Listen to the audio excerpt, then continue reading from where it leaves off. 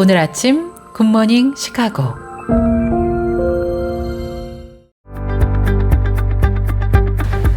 청취자 여러분 안녕하세요. 4월 25일 금요일 굿모닝 시카고 데일리 뉴스 시작합니다.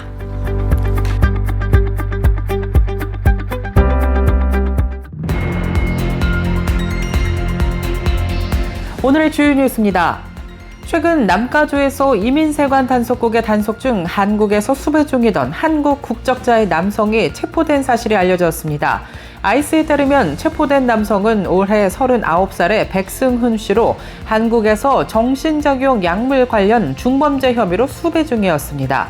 이 남성은 남가주 지역에서 체포된 것으로 알려졌으나 정확히 언제 어디서 체포됐는지에 대한 자세한 내용은 공개되지 않았습니다.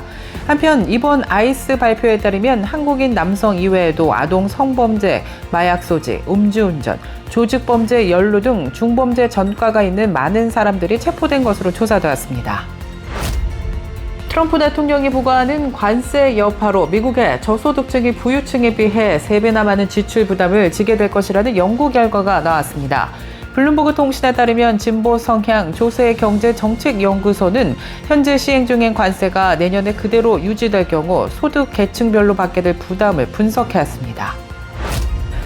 대형 소매업체 대표들이 트럼프 대통령에게 관세 여파로 매장이 텅텅 빌 것이라고 말한 것으로 알려진 가운데 장난감과 저가 의류 등의 소비재가 가장 먼저 타격받을 것이라는 전망이 나왔습니다. 월마트, 타깃, 홈디포 등 소매업체 최고 경영자들은 지난 21일 트럼프 대통령을 만나 매장 진열대가 앞으로 텅 비게 될 것이라면서 2주 안에는 공급망 혼란이 가시화될 것이라는 우려를 전달했습니다. 브라질 커피 농장에서 노예처럼 일하다 간신히 구출된 노동자들이 세계적인 커피 업체인 스타벅스에 피해 배상 소송을 제기한 것으로 조사됐습니다.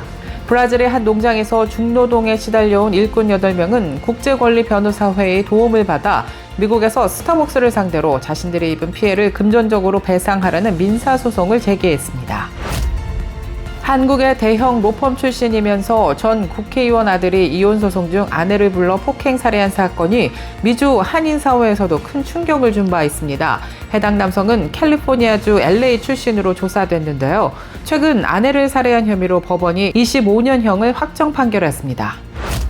미국인들은 정기적으로 교회에 출석하진 않지만 누군가를 정기적으로 교회에 다니는 사람으로 간주하는 기준은 오히려 목회자들보다 더 엄격한 것으로 조사됐습니다. 라이프웨이 리서치가 최근 미국 성인들을 대상으로 실시한 조사에서 응답자의 53%는 정기적으로 예배에 참석한다고 평가받기 위해서는 최소 주 1회 이상 예배에 참석해야 한다고 응답한 것입니다. 프란치스코 교황의 시신이 장례 미사 이후 로마 중심부를 가로지르는 6km 운구 행렬을 따라 최종 안장지인 산타마리아 마조레 대성전에 안치될 예정입니다. 2024년 미국 대선에서 어떤 일이 일어난 것인지 인종과 예배 참석률 등을 기준으로 유권자 이동을 분석한 데이터가 발표돼 눈길을 모으고 있습니다. 종교 관련 통계를 분석하는 그래프 어바웃 릴리전을 운영하는 라이언 버지는 5만 명 이상을 대상으로 조사한 협동 선거조사 데이터를 통해 트럼프와 카멀라 해리스 간의 선거를 새롭게 분석해왔습니다. 중국의 기독교인들이 정부의 출판 검열과 감시를 피해 디지털 형식의 전자책을 통해 신앙을 성장시키고 있다고 크리스처니티 투데이가 최근 보도했습니다. 부활절과 고난주간 동안 교회를 넘어 경기장, 시립공원, 학교 건물에서도 예배가 열린 것으로 나타났습니다. 침례교 지도자들은 교단 보도기관인 베프티스트 프레스에 올해 부활절 기간 동안 일어난 다양한 긍정적인 소식을 나눴습니다. 이상 오늘의 주요 뉴스입니다. 첫 소식입니다. 최근 남가주에서 이민세관 단속국의 단속 중 한국에서 수배 중이던 한국 국적자의 남성이 체포된 사실이 알려졌습니다. 아이스에 따르면 체포된 남성은 올해 39살의 백승훈 씨로 한국에서 정신작용 약물 관련 중범죄 혐의로 수배 중이었습니다. 이 남성은 남가주 지역에서 체포된 것으로 알려졌으나 정확히 언제 어디서 체포됐는지에 대한 자세한 내용은 공개되지 않았습니다. 한편 이번 아이스 발표에 따르면 한국인 남성 이외에도 아동 성범죄, 마약 소지, 음주운전, 조직범죄 연루 등 중범죄 전과가 있는 많은 사람들이 체포된 것으로 조사되었습니다. 트럼프 대통령이 부과하는 관세 여파로 저소득층이 부유층에 비해서 3배나 많은 지출 부담을 지게 될 것이라는 연구 결과가 나왔습니다. 25일 블룸버그 통신에 따르면 진보 성향의 조세경제정책연구소는 최근 보고서에서 현재 시행 중인 관세가 내년에 그대로 유지될 경우 소득 계층별로 받게 될 부담을 분석했습니다. 연구소는 연간 소득이 28,600달러 이하인 하위 20% 계층의 경우 물가 상승으로 인해 소득의 6.2%를 더 지출해야 하는 반면 연간 소득이 91만 4,900달러 이상인 상위 1% 부자들은 소득의 1.7%만 더 쓸 것으로 예상했습니다.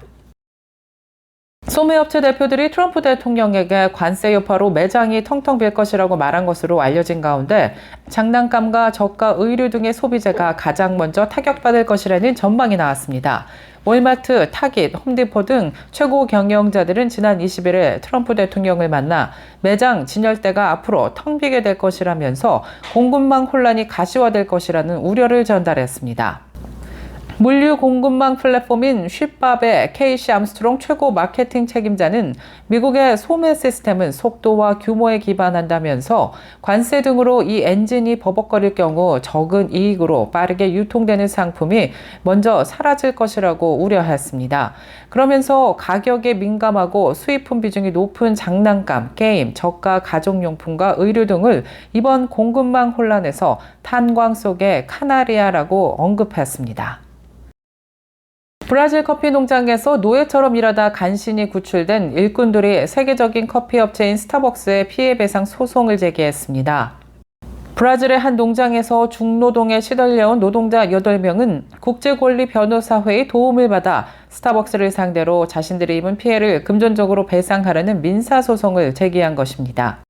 그러면서 스타벅스가 커피 한 잔에 약 6달러를 받는다는 사실과 회사가 강제 노동자와 아동 노동자가 수확한 커피를 받는다는 사실은 정말로 범죄 행위를 넘어서는 것이라면서 도덕적으로 혐오스러운 일이라고도 강조했습니다.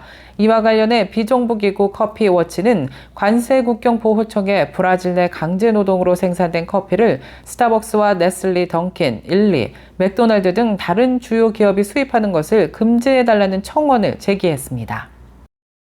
한국의 대형 로펌 출신이면서 전 국회의원 아들이 이혼 소송 중 아내를 불러 폭행, 살해한 사건이 미주 한인사회에서도 큰 충격이었습니다.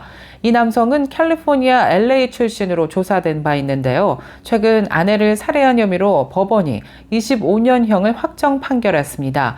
UCLA 법대를 졸업한 이 남성은 2023년 12월 서울 자택에서 이혼 소송을 제기한 뒤 별거 중이었던 아내가 딸의 가방을 가져가기 위해 주거지를 방문하자 머리 등을 수차례 둔기로 내려친 뒤 목을 졸라 잔인하게 살해한 혐의로 구속 기소됐습니다. 한국의 대형 로펌에서 일하던 이 남성은 부친이 검사 출신의 전직 국회의원인 점이 알려지면서 더욱 논란이 됐습니다. 혼다가 차량 조명 결함으로 인해 미국 내에서 15만 2,800대의 아큐라 차량을 리콜한다고 밝혔습니다. 이번 리콜 차량은 2014년부터 2020년 사이 생산된 아큐라 MDX 모델을 대상으로 합니다. 트렁크 리드 부위로 습기가 침투해 조명장치와 배선에 문제가 생길 수 있다는 것이 이유입니다. 해당 문제로 혼다는 현재까지 총 3,871건의 보증 수리를 접수했고 아직까지 관련된 부상이나 사고 보고는 없다고 밝혔습니다. 리콜 대상 차량에 대해 트렁크 리드 조명 점검과 함께 퓨즈 하니스 설치와 조명부 교체, 차체 먼지 차단 시일 수리 등을 무상으로 제공할 계획이라고 밝혔습니다. 미국 전역에서 홍역이 빠르게 확산하고 있습니다. 그러나 백신에 대한 우려가 높아지면서 예방접종을 꺼리는 사회 분위기도 확산되고 있습니다. 카이저 패밀리 재단이 응답자 1,300여 명을 대상으로 진행한 여론조사 결과를 인용해 미국 성인 대다수가 홍역 백신에 대한 음모론을 접한 경험이 있으며 이 중 상당수가 사실 여부를 명확히 판단하지 못하고 있다고 보도했습니다.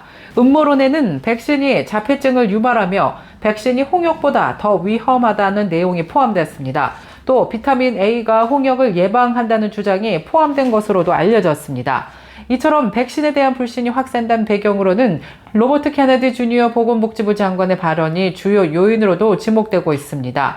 케네디 장관은 홍역 유행 초기에 백신 접종은 개인의 선택이라면서 접종을 장려하기보다는 자율에 맡기는 태도를 보였습니다. 하지만 전문가들은 이러한 주장이 명백한 허위 사실이라는 입장을 내놓고 있습니다. 낮은 백신 접종률은 공중보건에 직접적인 타격을 줄 수 있다는 우려를 제기하기도 했습니다. 계속해서 교계 소식이 이어집니다. 미국인들이 정기적으로 교회에 출석하지는 않지만 누군가를 정기적으로 교회에 다니는 사람으로 간주하는 기준은 오히려 목회자들보다 더 엄격한 것으로 나타났습니다. 라이프웨이 리서치가 최근 성인들을 대상으로 실시한 조사에 따르면 응답자의 53%가 정기적으로 예배에 참석한다고 평가받기 위해서는 최소 일주일에 1회 이상은 예배에 참석해야 한다고 응답했습니다. 이 가운데 10%는 주 1회도 부족하며 주 2회 이상을 출석해야 한다고 응답했습니다. 기존 조사에서 개신교 혹은 비종파 교회를 월 1회 이상 출석하는 교인들 역시 전체 미국인과 비슷한 인식을 가진 것으로 나타났습니다. 교인의 59%는 정기 출석자의 기준으로 최소 주 1회 출석을 꼽았고 14%는 주 2회 이상을 요구해왔습니다. 프란치스코 교황의 시신은 장례 미사 이후 로마 중심부를 가로지르는 6km 운구 행렬을 따라 최종 안장지인 산타마리아 마조레 대성전에 안치됩니다. 비아 파팔리스란 중세시대 교황들이 바티칸 성베드로 대성당에서 즉위한 뒤 로마 주교자 성당인 라테라노 대성당까지 말을 타고 이동하던 경로를 말합니다. 베네치아 광장, 콜로세움 등 로마의 여러 명소를 지나갑니다. 현대 교회사에서 교황의 시신이 고대 로마의 심장부라고 할 수 있는 비아 파팔리스를 통과해 운구되는 건 이번이 처음입니다.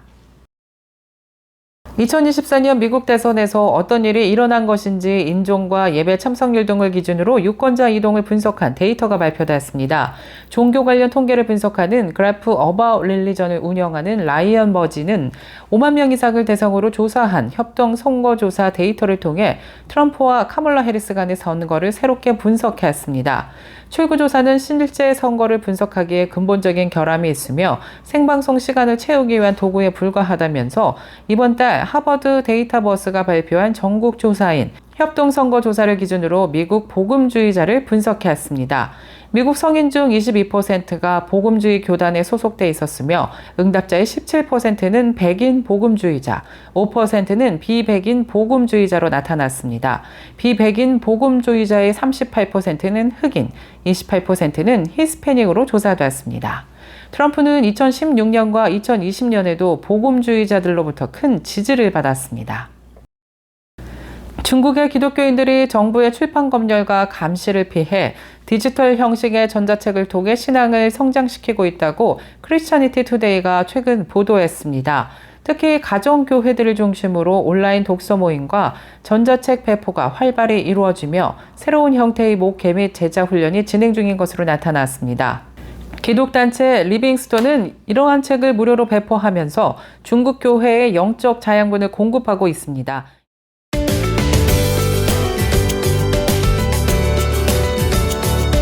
KCBS 날씨 정보입니다. 금요일인 오늘은 오전 중에 구름 낀 흐린 날씨 이어지다가 낮부터는 천둥 번개를 동반한 깜짝 비 소식 예보됐습니다. 기온은 어제보다 약간 떨어지겠는데요. 바람 불면서 체감 온도는 더 쌀쌀하겠습니다. 낮 최고 기온 56도, 밤 최저 기온 43도 예상됩니다. 내일 해 뜨는 시각 오전 5시 50분, 해 지는 시각 오후 7시 40분입니다. 이상 날씨였습니다.